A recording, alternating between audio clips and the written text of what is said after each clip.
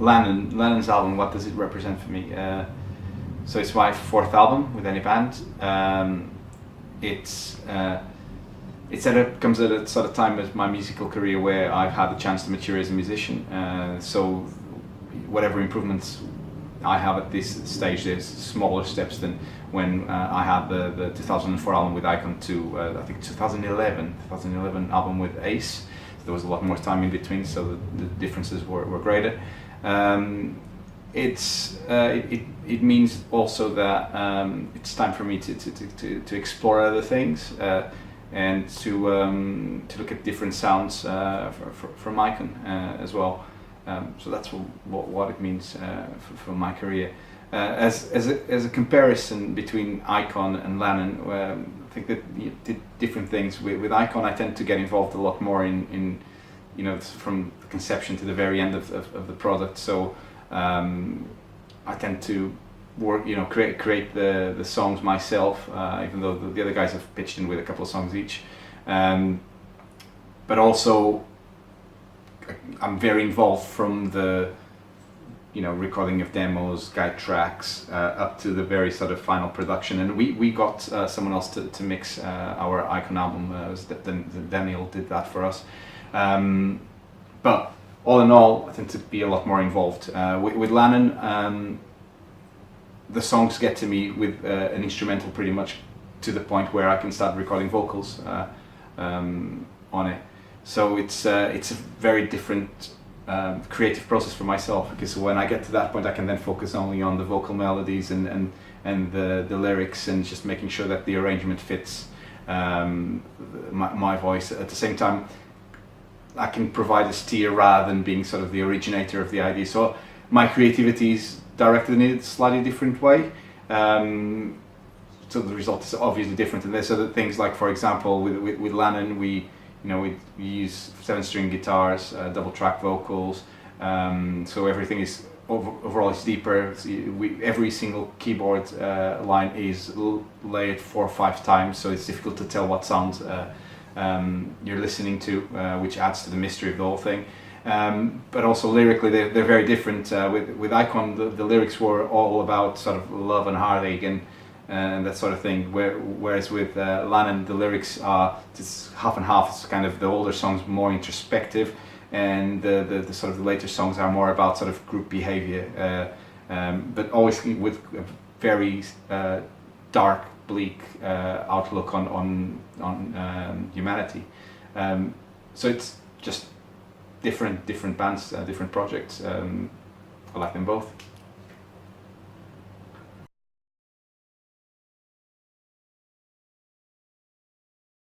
So in terms of trends, it's quite difficult for me to say what new trends, because for me things are kind of like start to blend into another.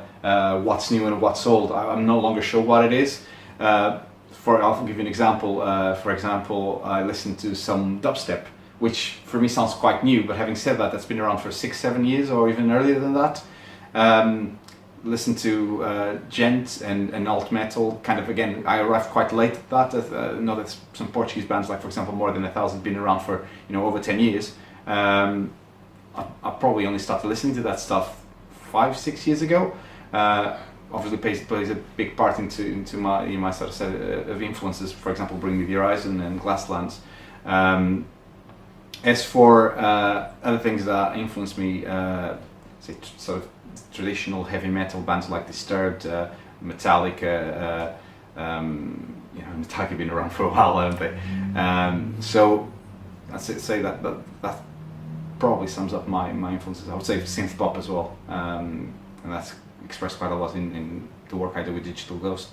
As for, I'd be doing a disservice to Lucy and not actually talking about his influences, because he comes up with most of the stuff anyway. So I think he's mostly into alt metal and gent, and bands like Meshuggah, our big influence, Gojira as well. So sort of pretty extreme stuff.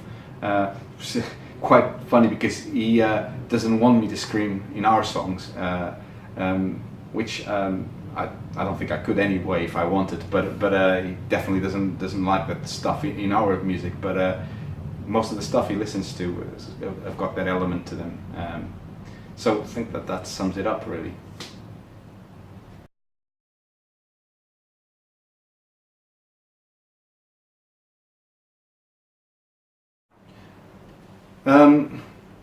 I'm probably not the best person to talk about that, to be honest. If I think of my example, I'm pretty poor at promoting my own stuff, and that is basically down to the fact that I don't have much time with other things that I do with my life.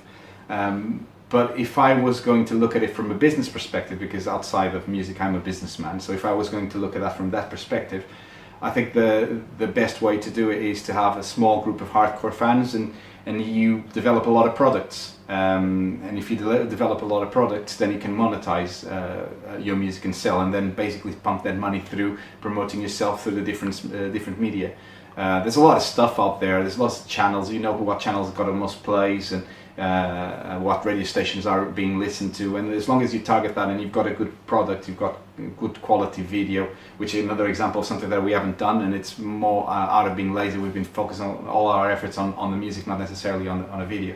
But I'd say have a really good product. Do spend your time making sure that your music is right. And I would say that 95% of the times that I actually look out there and look at the artists, the music isn't right. They might have one song, two songs that are good, but the rest isn't that great, and that's not going to drive you know, the crowds, and you can't rely on that for success. But so make sure your music is right. Make sure you've got plenty of products to sell. Got some visual products as well, and then target the right channels. The right channels, you know, you can go on YouTube and you'll see how many plays or subscribers each channel has got, so you can do that sort of stuff. But you have to take it like a business, and you have to make difficult decisions, and you can't let people sort of hold you back. And you know, you have to be pretty ruthless if you want to be a successful musician.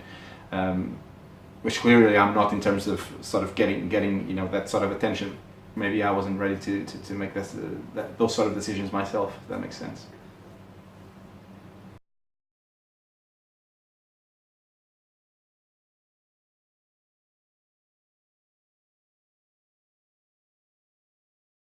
So in terms of time, well, there's a number of elements that contribute towards us taking quite a long time to get our stuff done. So the first thing is work. So both Lucian and I and the rest of the guys, we've got other jobs other than making music, and as you can imagine, that takes 90% of our time. So we're pretty time constrained with, you know, whatever we do. The second element would be the fact that, as a rule of thumb, and I don't remember breaking that rule for a long time actually, we never record a song without actually having a demo done. And the reason why we do that is because when we've got a demo, we can see whether the song is going to go somewhere. And sometimes we've got demos where we just listen to them and say, this is a pile of crap, we're not going to use this stuff. It sounds like shit, and it's not really something that, you know, is, you know, that fills us with pleasure. It's not a pleasure working on songs that we can't see where they're going. So when you think about it, just recording a demo takes quite a long time. You probably heard our demos on YouTube when we were just, you know, getting them out there to give people a flavor of what we were going to come up with. So recording a demo takes a while, and then the other element I'd say is, got, you know, you get personal matters that get in the way, because you know, things happen, especially over a long period of time, and you might not be in the right headspace to actually commit to making music. And the final one is we are relentless in, I wouldn't say in searching for perfection, because perfection is impossible, but we're relentless in pursuing the best we can do. And we have an idea of what the best we can do is, and then until we get there, we won't stop and we won't release it. Because at the end of the day, you know, you release a song and that's it, that's out, and you get the sort of validation almost immediately. People say it's how great it is, etc. But actually, if the song is okay, people will stop listening to it the moment they have actually got to the end of the YouTube video. Whereas if the song you're leaving them with tells a story, it's a song that is unique, you've done it justice, and someone else doesn't need to steal the idea and come up with a new song to do it justice, which is actually quite a good test, then that stays forever. That's your legacy. So from our perspective, we'd rather take the time to get things right.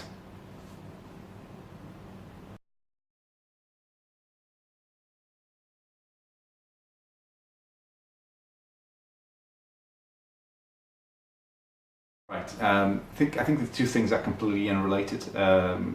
Lannon is my current project with Lucien, and we'll keep on working on that. We're actually recording the second album. Already got 2.5 demos done, and they're sounding pretty good. So I'm pretty happy with that. So that I think that we're probably going to see another Lannon's album early 2018. I would have thought.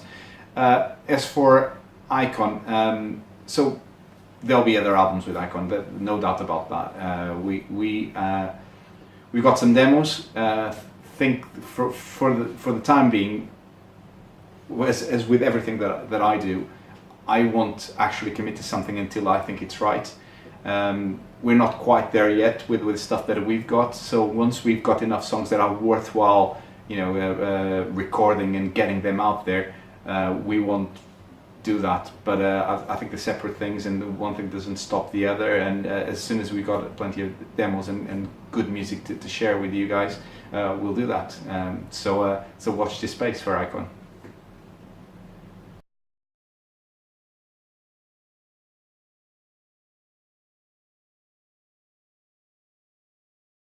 I quite like answering that question because it's different from the sort of the artistic element of it, although there's quite a lot of art to mixing and producing.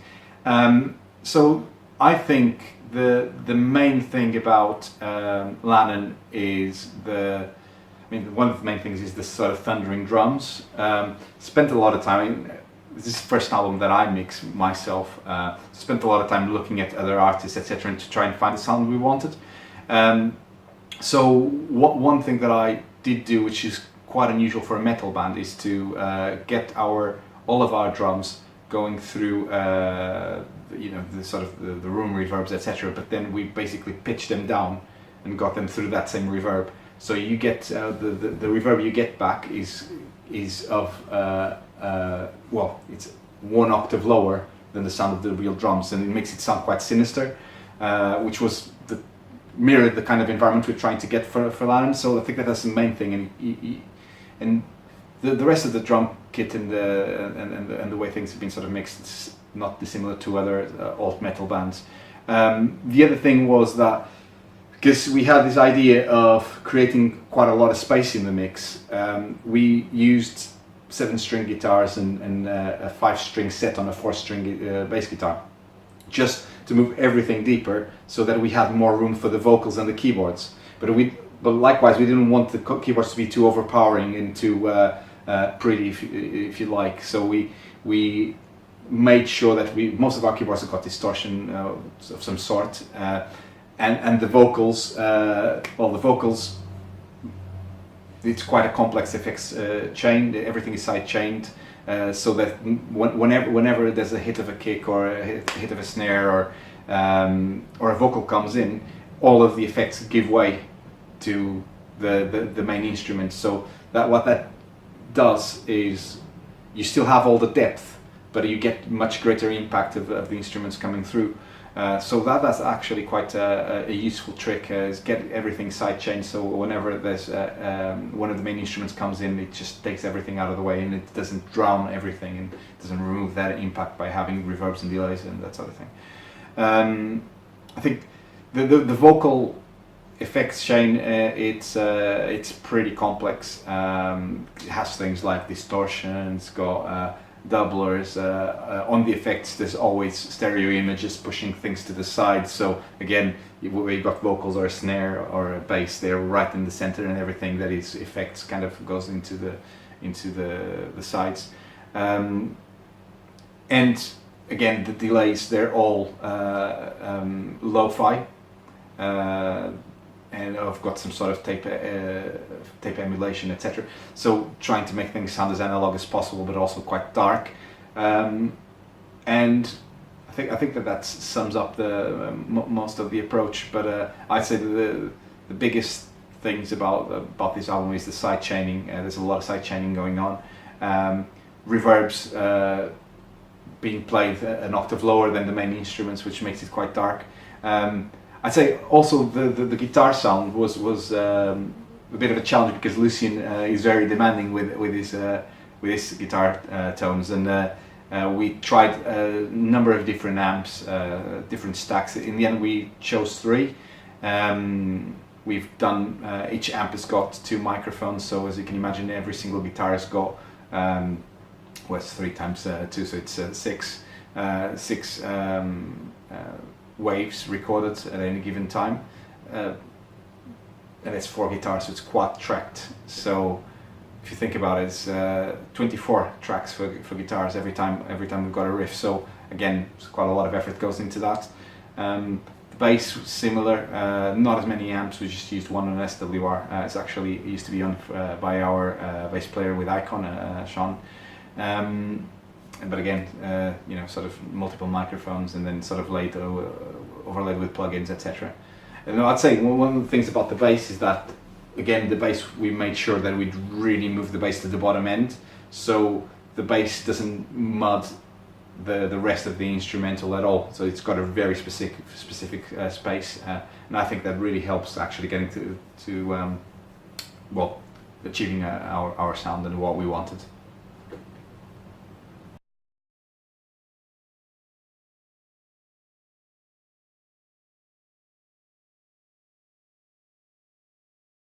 Him. I guess him was a big influence. I think he still is. Well, once you grow up listening to something, it kind of stays with you. I must say, I think the first 2-3 albums were absolutely fantastic, and then I think as a band they got to a point where they were putting stuff out, and there was just really, you know, I think they fell for the mistake that I've never wanted to make myself, which is release stuff for the sake of releasing it. And I think I didn't even listen to the last one. There was one before where there was like 1 or 2 songs that I liked, and even though, you know, even that was a bit of a stretch, I think they probably listen to the albums and think that themselves. And when you get to that stage where you cannot be creative, you're just getting stuff out for the sake of, you know, getting it out, you probably need a change. And change is not necessarily a bad thing. I mean, the singer Will is so talented, and he's proven that with the music he's done over the years. Probably wants to do something different, and I can blame him. So, you know, it's always sad to see, you know, a band with a name like that kind of departing the music scene. But actually, when you kind of look back and look at some of the great bands that have, you know, split up, it wasn't necessarily a bad thing, because, you know, the great music that they made, you know, stayed with us, and the great music that him made will stay with us, and that's great. And probably now, Will was probably going to find some space to do some other stuff, which will probably be, you know, equally as good. So you know, my personal take is I'm actually sort of looking forward to listening to his new stuff and some of his bandmates' stuff, and I'm sure it's going to be great.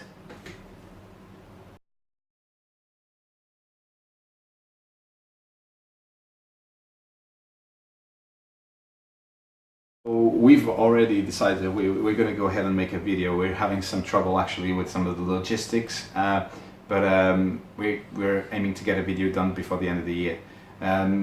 The song is Guide Me Through the Dark. I think it's the best song in the whole record. One of my best songs, of, I can say mine, because you know, Lucien has basically come up with the instrumental for it, so it's ours. I'd say probably the best song I've ever worked in, and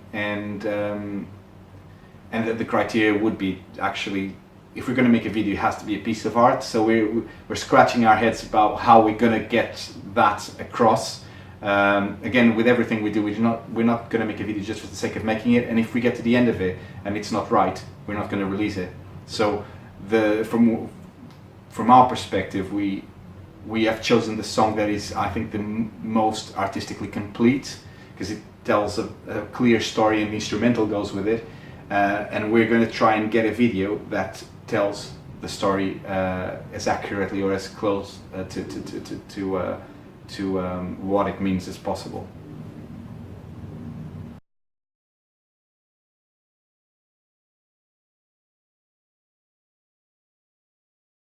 As for new projects, I've got plenty of projects at the moment, and the thing is, every time I embark on a new project, it means that I have to leave something behind, and that right now I don't think I've got, well, I don't think I can leave any of my other bands behind.